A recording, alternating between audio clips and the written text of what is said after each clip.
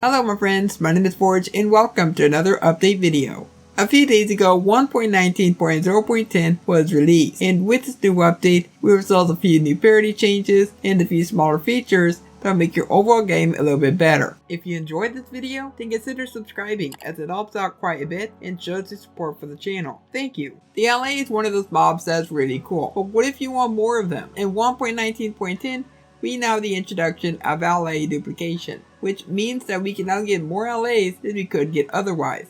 Because before this update, you would have to go to like another pillage outpost or go to another wooded mansion if you wanted another Allay. So you first need to activate the jukebox with music, then grab your Allay, interact with an amethyst shard, and then you will get another Allay. But once duplicated, there will be a 5-minute cooldown for both Allays. And this is definitely a really cool mechanic, because it means that you can get more Allays anytime that you want. And plus you can do it while listening to some really good tunes. If you're playing in creative mode, I am pleased to say we have a new spawn egg, which is for Wandering Trader llamas. Oh, we got a little cute baby one. Now as we know, we've always had the Wandering Trader spawn egg, and whenever you use this, then you get all 3 mobs. And by 3 mobs, I mean 2 llamas and 1 Wandering Trader. Now I'm not too sure why we got our own spawn egg for this mob, because when you use the other spawn egg, it still spawns in those 3 mobs. So why can't they make it so when you use a Wandering Trader egg, then it gets rid of the llamas and just keeps the trader? I'm not sure why it keeps all 3 mobs here. If you're playing on Java Edition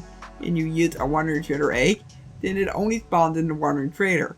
It will not spawn in the llamas. But we got our own spawn egg, which is pretty cool. We ran really fast. When it comes to commands, they've even expanded a command. And this command is /locate, which has been in the game for quite a while, but originally it was only used to find the structures of the game. But now the long-awaited biome command is here, which means that we can now locate any biome that we want. For a good example, let's say I want to find a mushroom island. Well, I'll just have to type in mushroom island, and once I press enter, this can give us a set of coordinates, and that's where we need to go in order to find the mushroom island. And here we are over at the coordinates, and we have our mushroom island. So if you want to find any kind of biomes on the game, then this is the command that you need to use. If you're playing on iOS, then you can now use Bluetooth mouse keyboard. And additionally, if you're playing on iOS, you no longer have to go to the marketplace and download the Minecraft music. Music will be automatically included in the game files. Next up, we resolve a death screen parity change. So when you end up dying inside the game, your death message will now be applied on the main death screen. So it says Forge Logical is slain by a wolf. And additionally, I'm not sure if it was like this before, but also tells you how you died in the chat. It's one of those minimalistic changes, but it's definitely pretty cool in the long run. Then we resolve a few changes for spectator mode. You no longer get effects, trigger raids, you can breathe anywhere, you're no longer pushed by pistons, you ignore the sleeping rolls to skip the night, your hunger level is not affected, you will not produce any sounds like footsteps, climbing, or splashing. You will not be affected by insomnia. Your head will now be semi-transparent. Projectiles will go right through spectators. And finally, if you're playing with the gamepad, you're no longer shown unusable tooltips. And that's going to be it for everything regarding spectator mode. Now perhaps one of the biggest changes within this update is the create new world screen. Now there were some people getting this in last update, but a lot more people are getting it in this update, which is a really big deal. Because it means that they get to try out this new feature, and they get to give the devs their own experience with it. And this is definitely a really nice clean UI, and I'm definitely loving the look of it quite a bit. And obviously there's going to be some people that may not like this change. They might prefer the original look. They might be like, I don't want this new UI. Is there a way to change it? No, there is no way to change it. But there are some people suggesting that merging should include an option. But even if there is no option, I feel like someone's going to go in and probably just make a resource pack that gives you the old UI back. That's just what I feel like someone's going to do. We have experiments, which is where you can enable spectator mode or the add-on creator features.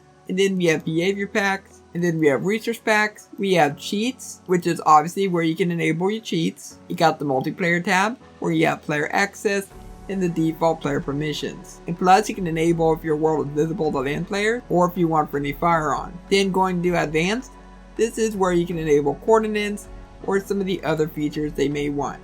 And then we have the advanced tab, which is where you can enable flat world, you can input your seed, you can have a starting map, bonus chest, show coordinates, and a few more options. Then going over to general, This is where you got your game modes like creative and survival, but then you've also got difficulty. And the one thing I really do love about the UI is that this will explain to you what each option does. So if you're new to the game and you want to know what the experiments do, it's going to tell you exactly what each option does, which I really do love. Our next feature is involving the bonus chest.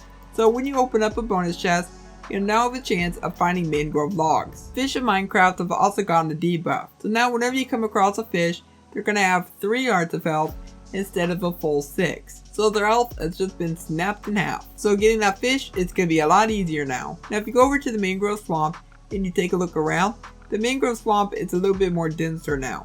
Now personally, I don't really like the change all that much, because if you're on the ground, it's going to be a little bit trickier to get through. I mean, just look at this.